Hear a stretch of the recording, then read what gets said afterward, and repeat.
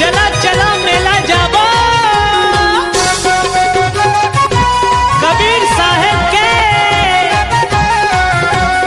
दिनांक 15 एवं 16 जनवरी 2021 पंच श्री हुजूर उग्र नाम साहब स्मृति संत समागम मेला क्षेत्र ग्राम लोलेसरा में डॉक्टर श्री गुरु गोसाई भानु प्रताप साहब के पावन सानिध्य में शोभायात्रा सत्संग भजन कीर्तन एवं सात्विक यज्ञ आनंदी चौका आरती के साथ संपन्न होगा। अतः समस्त श्रद्धालु जनों से सादर निवेदन है कि इस संत समागम मेला में पधार कर मेला का लाभ उठावें। विनीत समस्त कबीरपंथ समाज जिला बेमेतरा छत्तीसगढ़। सप्रेम साहेब बंदगी साहेब।